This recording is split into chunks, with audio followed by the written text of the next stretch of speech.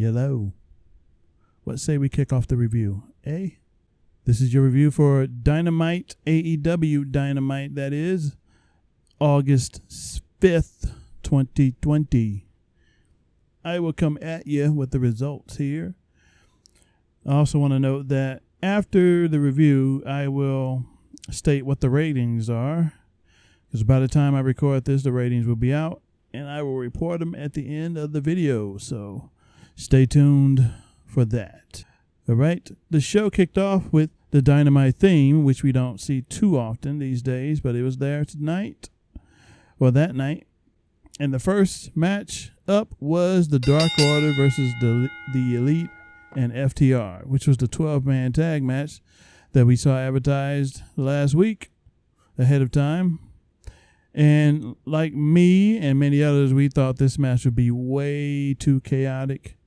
And it was chaotic, but there was a sense of control in this match versus the one we got last week in the 10-man tag, which was, I believe it was the Inner Circle and, I think it was the Inner Circle and the Jurassic Express with the Best Friends. That one was a cluster F. It was no control in that match. It fell apart.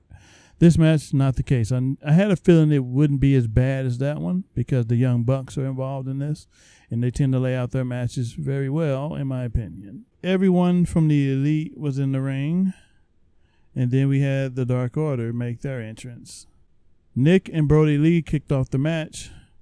Soon after, Nick tagged out to Matt Jackson, and then Brody Lee tagged in number 9, whom was the sacrificial lamb, according to commentary. We have no idea who 9 was, but I could tell he was a pretty tall guy. Tall, lanky, skinny guy. Nick then gets 9 in the corner for a top rope Hurricane Rana. 9 then gets isolated in the Elite's corner. He gets beat down for a while, then gets saved by Evil Uno, whom interrupts the count that was made on 9. Colt then gets in on the action as he faced off against Kenny Omega, whom he chases. Then Brody Lee clotheslined Kenny Omega for his efforts there.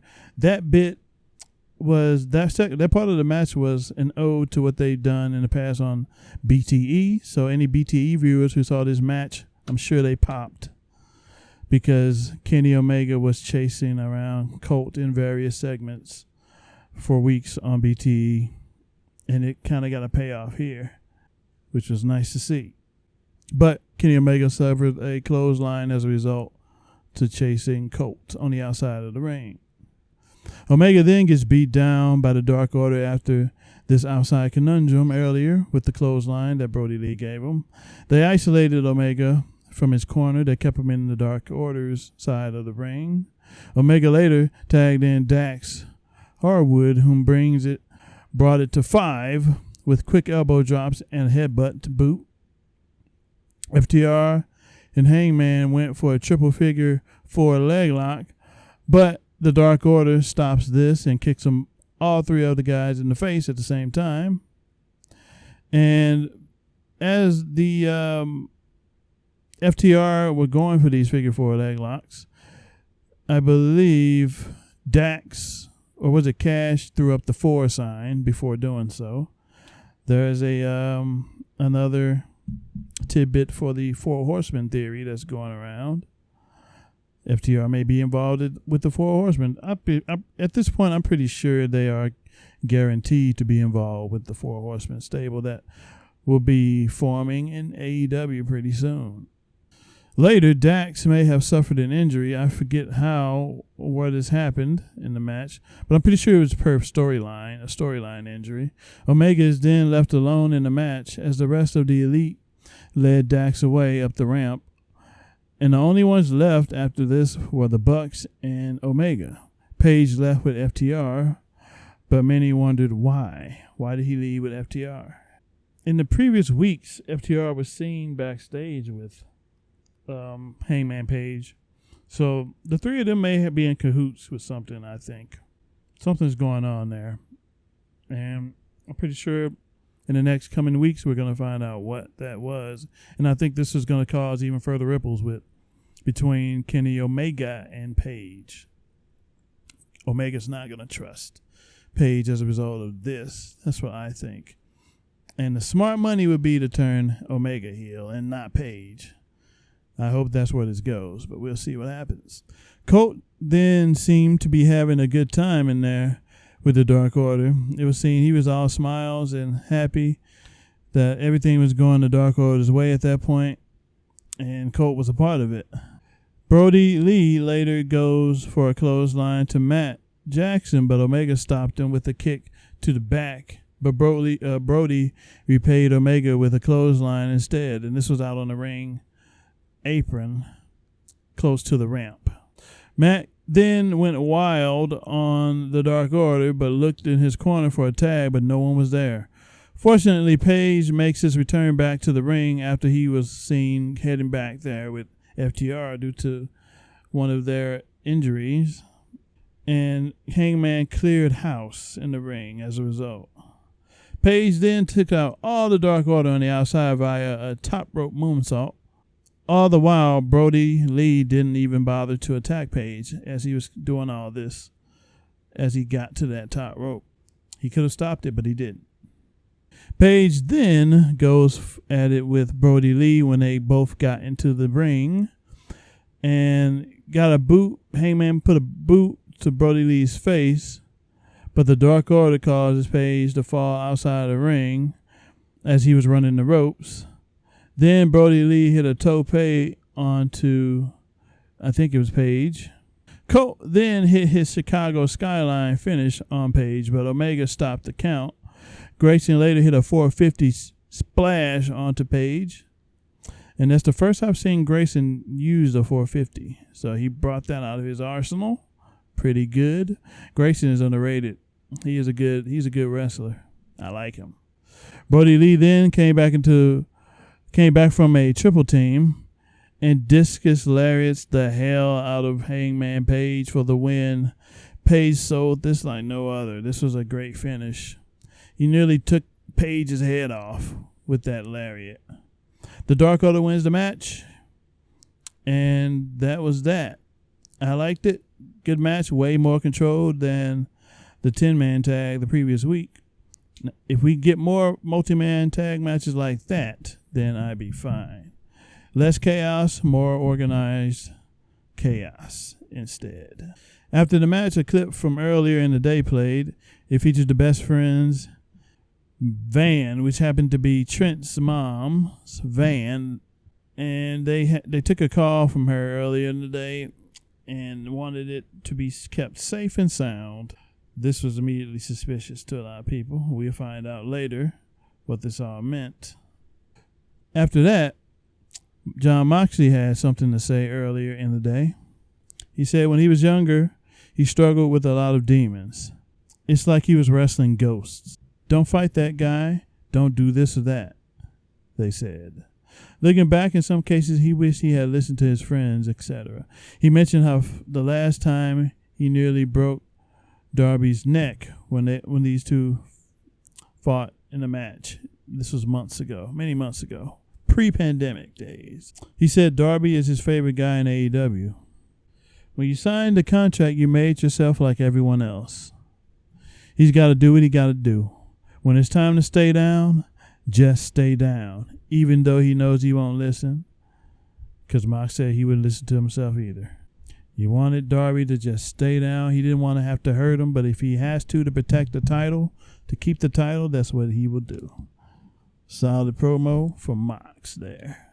Next match was Proud and Powerful Santana and Ortiz versus the Best Friends. Santana and Chuck Taylor starts off this match with holds, and it was noted that Proud and Powerful haven't been in the top 5 ranks in the tag division since February. That's a long time ago. Both tagging their partners, Trent and Ortiz. Trent gets a pin bridge on Ortiz for a 1 count later. The Best Friends double teamed both Proud and Powerful, then went for the hug before the break. The call wasn't the same as if Excalibur called it. Got to get the people what they want. But I'm surprised that Tony Schiavone remembered to say that. I wasn't expecting that. Good touch. Come back from break. Santana later gets a tope on Chuck. Proud and Powerful uses the guardrails as weapons by throwing Trent, etc. into him. Trent was later tossed into the ring for a cover. Trent still being worked on by Proud and Powerful without Chuck in his corner. Ortiz goes for the back-to-back pins that result in 1 counts on Trent. Ortiz then says, "Look at your baby boy, Sue." He was referring to Trent Beretta, or Trent. This didn't do anything but fire up the best friends. Trent then reverses a double team suplex and gets both of Santana and Ortiz off their feet. Chuck then gets back to the corner and he made the hot tag to Trent. Chuck then hits the soul food on Ortiz, then a Falcon Arrow for a 2 count. Trent and Chuck got a double superplex on Ortiz in their corner. Then Santana pulls Chuck off the apron. Trent was visibly limping as Proud and Powerful got back to handling Trent. Santana and Ortiz hit a double team maneuvers on Trent, but he kicked out at 2. Ortiz then let his guard down, and Chuck got the sneaky pin roll up on Ortiz for the win. The most devastating move in all of pro wrestling was used to end this match. The best friends snapped Santana and Ortiz's 3-win streak in the process of this. Good match. Next up, we had MJF addressing us from his headquarters. It was seen that MJF's campaign members were making posters and pins and shipping them across the world. Lee, as in Lee Johnson, didn't get ousted for an unleveled poster that was on the wall. It looked like he didn't even want to be there.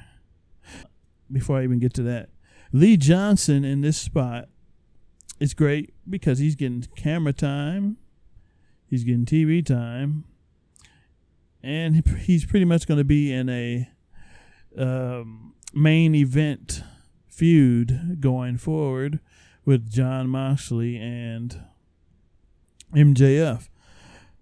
AEW obviously sees something in Lee Johnson because I presume he's been signed at this point, because why would they have him in this position if he wasn't? That's pretty good. That's a good spot to be in. Just wanted to point that out. That was Lee Johnson, who sells pretty darn well. MJF also said, just because the match has been authorized at All Out, it's not going to stop him for campaigning. And it was also brought up that what if Darby wins the match later that night?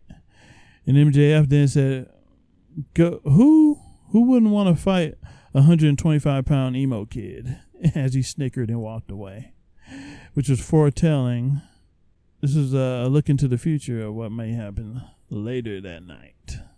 Next segment, we had Matt Hardy addressing the masses regarding his focus on himself. Matt Hardy praised AEW and Private Party. He then addressed Sammy and that he needed to get away from Jericho. How he needed to get away from Jericho because he just lead him down the wrong path. But Sammy had enough. Sammy snuck out from under the ring, and Matt sensed it, and the fight was on. He said, "I knew you'd come." Turned around immediately and started laying into Sammy G. Matt then tossed Sammy outside the ring and tossed him through a ring announce table. Sammy has lit a fire under Hardy. He's mad that Sammy didn't listen to his advice. Sammy then lays out Matt on the table, climbed up to the ramp, and then hit a 650 or so on Matt through this table. Matt was then shown bleeding profusely from the face, from the head. And after this, Matt Hardy, there was bonus footage online of Matt Hardy cutting a promo on Sammy G as he was getting stitched up by the docs backstage. It's good stuff. Too bad it didn't make it on TV because of time constraints and all. After this, the camera cut to Santana and Ortiz destroying the best friend's mom's van. Ortiz then said, "Think we a joke?" Santana then spray paints Sue's name with an X through it on the hood of the van.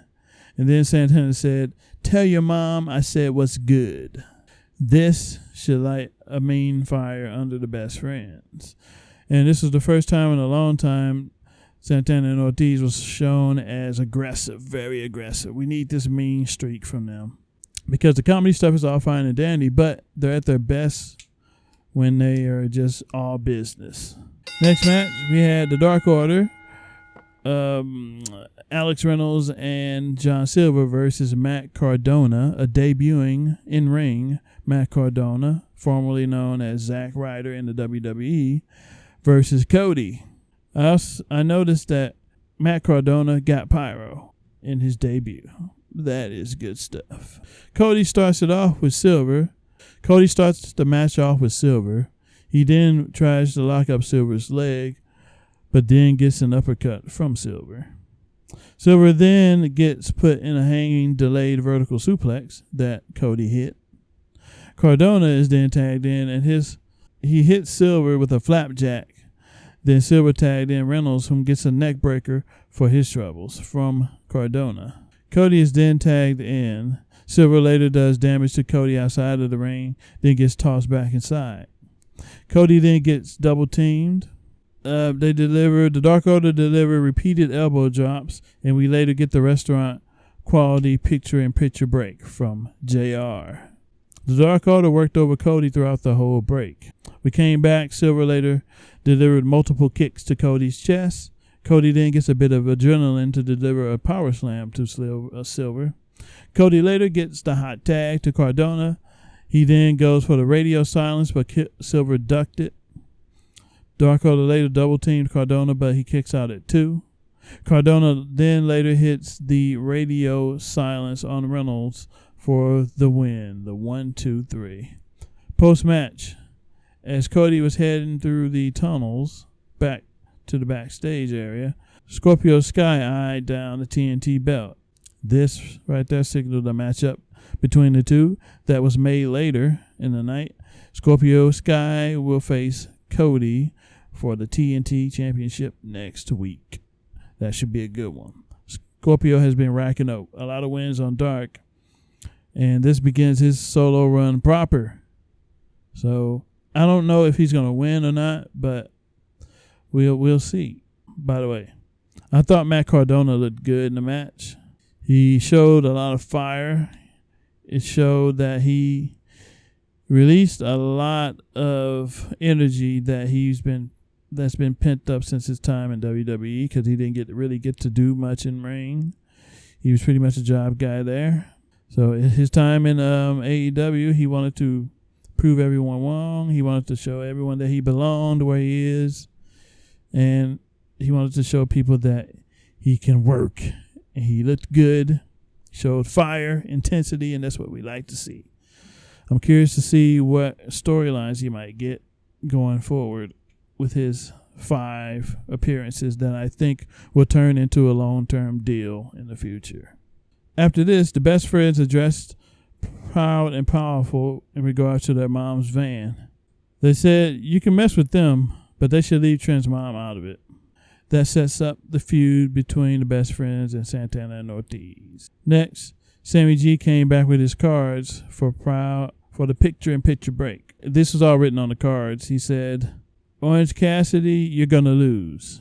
Not only is Jericho the demo guy, but he's a master in the ring, master on the mic, the stage, master entertainer, and he's a master debater. Ha ha. That's a good joke right there. I don't know if people caught that, but it was good. After this, the next segment started, which featured the Debate 2020. And this was arguably the best segment on the show.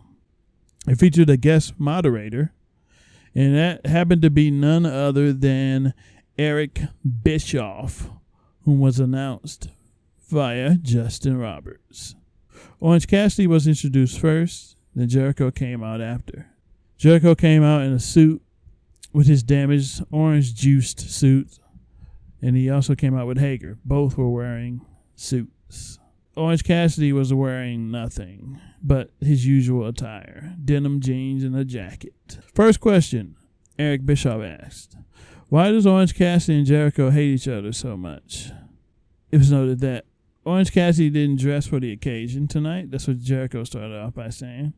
Orange Cassidy then brought out a clip on a clip tie, and put it on. Jericho then says that he's a nobody and is finished with his statement. Jericho's response was next. We move on. The next question Eric asked was, who's the better wrestler and the biggest star? Jericho says, he's Jericho and the champion. The demo god held 50 titles around the world. Orange Cassidy hasn't been out of the state of Florida. Orange Cassidy's response, he just pushed up his sunglasses. Next question. Global sea levels have been rising. What are your thoughts on this situation? And Chris Jericho said, this has nothing to do with this situation. And then Orange Cassidy went in on the topic with precision. He talked about this as if he's been studying it for years. He knew exactly what he was talking about, and this stunned everybody. The commentary team, Bischoff, even Jericho. And Bischoff responded by, no, and now we have a debate. Now we're on to something here. This was a great session. Great part. After this, why is Orange Cassidy so popular? Jericho says, he's the epitome of what's wrong with wrestling today. He's lazy, he's entitled, etc., etc. Orange Cassidy said nothing. The next question was, why does this rematch mean so much to both? And this is the question where things got real here. Orange Cassidy said, hey, Chris, shut up. Shut up. I know what you're doing here, he said. You scheduled a debate against a guy whom doesn't talk. Orange Cassidy says he doesn't care about Jericho, but he cares about the match. It's the biggest of his life, but it's the biggest of Chris's life as well. He said that because what if Jericho loses to the guy who puts his hands in his pocket? This was stated because it wouldn't look good if Jericho lost to Orange Cassidy, mainly because of what Orange Cassidy does. He's lazy. He puts his hands in his pockets like he doesn't care, and he's looked at as a joke of the wrestling world. People that highly respect Chris Jericho, if he were to lose to Orange Cassidy, they would see him as a joke as well, which is why Orange Cassidy said that it's the biggest match of Jericho's life as well. A lot of folks didn't get that part. I felt I needed to explain it. After that, Eric Bischoff declared Orange Cassidy walked away with this debate right then and there. Orange Cassidy later gets assaulted by Jake Hager via Jericho. He got beat up and his hands were forced down his own pockets, and then he got whipped into Jericho and to the Judas effect. Orange Cassidy sold this nicely. The Best Friends later came out to the rescue, but it was a bit late. But it was a great segment. It may have turned some off, but I think it served its purpose. It got the match over.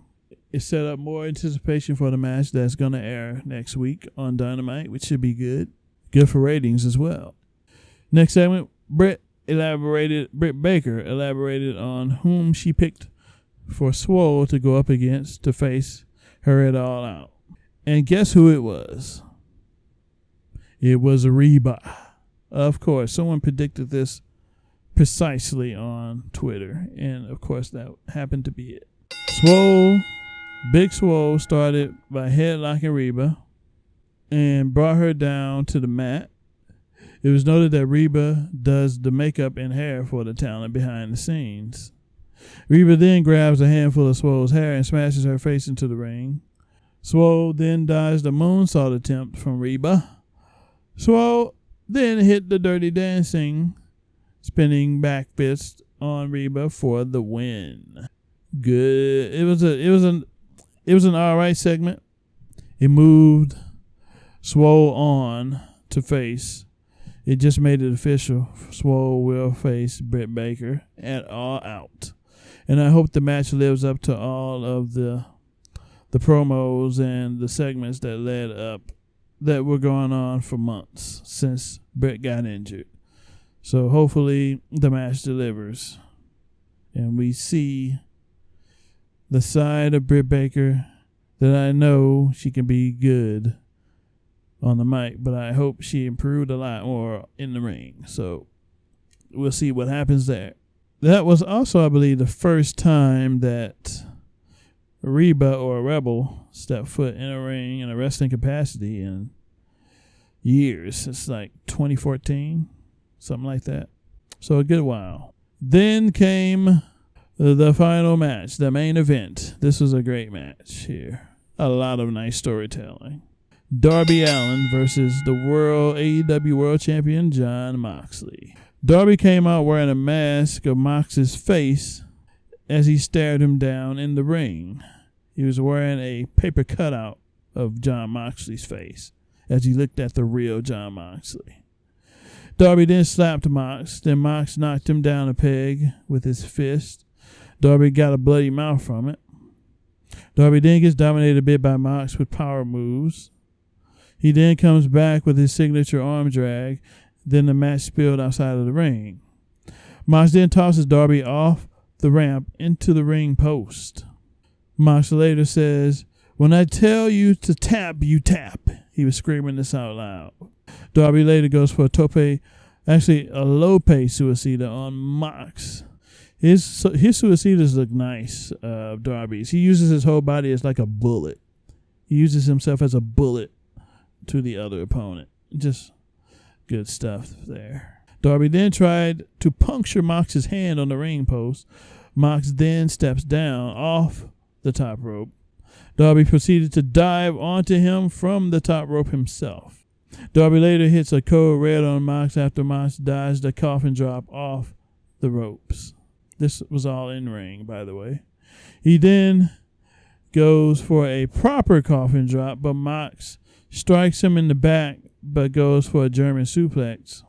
But Darby flips out of it to avoid landing on his head. Wardlow then appears to allow MJF to nail Mox with the world title. MJF would rather face Darby than Moxley. This was pretty much clear at this point. And this goes back to that remark he made during his campaign segment earlier. Who would want to face a 125-pound emo kid? Well, apparently MJF would, because he figures Darby would be the easier opponent than Jon Moxley. Darby then hits his coffin drop on Mox and got a real close 2 count. This was real close to a 3 count. This was the first anyone kicked out of the coffin drop, to my recollection. Mox is now bleeding. Darby tries to take advantage with strikes to Mox's face. Darby then goes for another coffin drop, but Mox countered it into a rear naked chokehold. Mox says, "Go to sleep," to Darby. He still has the hold on him. Mox then puts Darby in a gotch power driver and pins Darby, but he kicked out. Mox then says, "Stay down. Stay down." Mox went for a lifted paradigm shift as a result of this for the win. He still faces MJF at All Out for now. MJF was shown visibly upset about this backstage as he was watching from a monitor. Mox then says something to Darby as he was in his arms as we went off the air. I thought the match was great, and I thought the show overall was solid. Good stuff all around. Definitely better than last week's show because this one had a sense of urgency again. So there's something off about last week's. It wasn't totally off. It wasn't totally bad. It wasn't a bad show. It was just not up to par with the other ones that we know, the other quality shows that we know they can deliver. But that's that. I'd like to thank you for watching / listening. And I will probably be back after this with the ratings for those interested. That would be at the end of this video / listen. I have ratings news, and man, this was like the biggest ratings increase that Dynamite has seen in months since this pandemic started. Wow. This last night's episode of Dynamite drew 901,000 viewers on TNT, while NXT drew 753,000 viewers on the USA Network, according to Showbuzz Daily. AEW ranked number 5 in the cable top 150, while NXT ranked number 27. AEW ranked number 58 in viewership, while NXT ranked number 64 in viewership. Last week's Dynamite episode drew 773,000 viewers and ranked number 6 in the cable top 150 and number 50 in viewership. Last week NXT episode drew 707,000 viewers and ranked number 28 in the cable top 150 and number 60 in viewership. This is the best AEW Dynamite viewership since March 14 post-Revolution episode, which drew 906,000 viewers. This is also the best 18 to 49 demographic rating since February 5th episode, which drew a 0.36 rating in the key demo and 928,000 viewers at that time. Wow, that is good stuff. And there's your ratings for AEW Dynamite and NXT for Wednesday, August 5, 2020. Thanks for listening.